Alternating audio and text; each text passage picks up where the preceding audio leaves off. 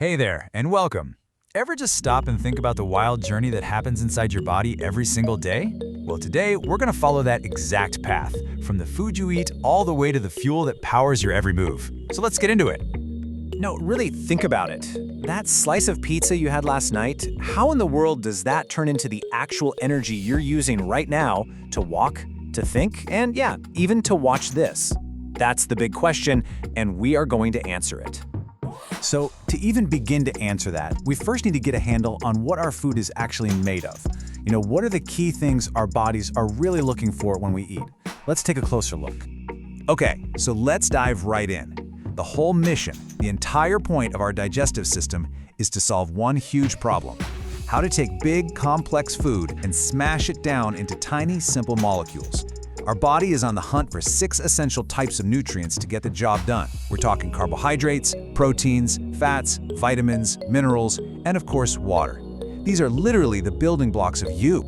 First up on the list, carbohydrates. You should think of these as the jet fuel for your body. They are the go-to #1 source of energy. So when you're eating things like bread or potatoes or pasta, you're basically just loading up on the main fuel that keeps you running all day long. Right. Next, we've got proteins. And if carbs are the fuel, then proteins are the body's construction crew. They're absolutely crucial for growth and for repairing any damage. I mean, everything from the enzymes that do the digestive work to the antibodies that fight off sickness, they're all made of proteins.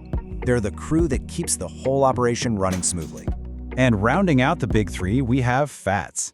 Now these are a super concentrated source of energy, for sure, but they also do other really important jobs, like building the membranes for every single one of your cells, providing insulation to keep you warm, and protecting your organs. And get this, your brain is nearly 60% fat. That's right, fat is essential for a healthy mind. Okay, so now we know what our body is after. Let's dig into the how. How does it actually get these things? It's time to start the main journey, the process of digestion. And believe me, this is where things get really, really cool. This whole incredible journey can be broken down into 5 main stages. First, ingestion.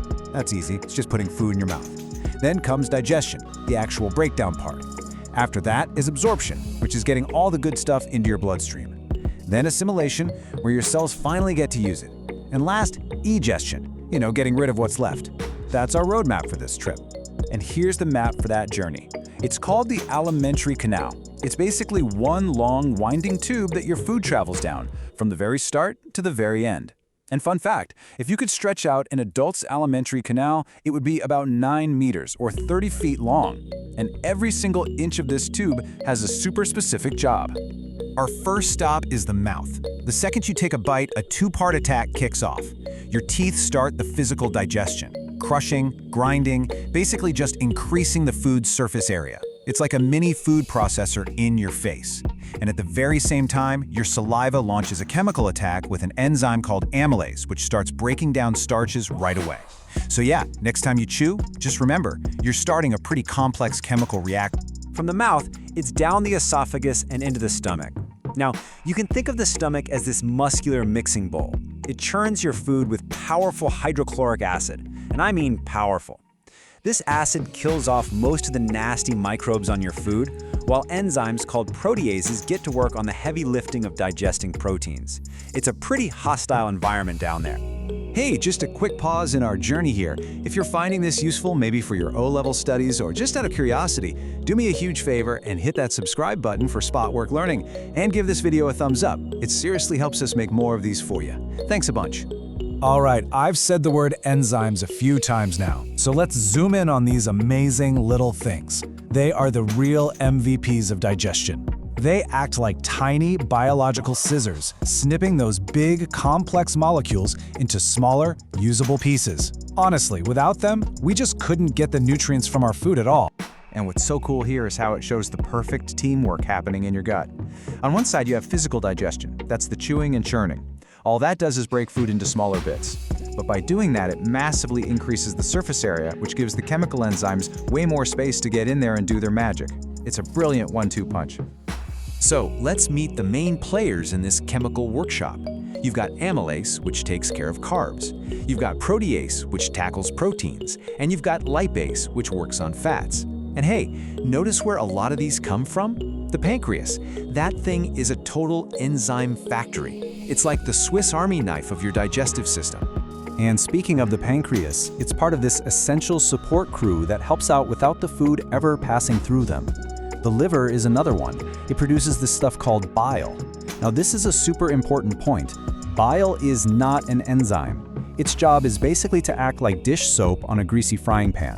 It takes big globs of fat and breaks them up into tiny little droplets. This is called emulsification, and it gives the enzyme lipase a much bigger surface area to attack. Pretty smart, huh? Okay, let's keep things moving. So far, all this incredible work has happened inside that long tube, the alimentary canal. But those nutrients are no good to us if they're stuck in there, right? The next critical phase is getting those tiny, useful molecules out of the tube and into the bloodstream. This is absorption. And the main event for absorption happens in the small intestine. Now, you might picture it as just a smooth tube, but if you could peek inside, you'd see it's anything but. The inner walls are completely covered in millions and millions of these tiny, finger-like folds. This is where the design gets truly brilliant. See, each one of those tiny folds is called a villus, and this is where the magic of absorption happens. But wait, it gets even crazier. If you zoom in on just one villus, its surface is covered in even tinier folds called microvilli. All of this folding means the total surface area inside your small intestine is about the size of a tennis court. All of that packed inside of you just to make sure not a single useful molecule gets wasted. For any biology student out there, this is a total masterclass in adaptation.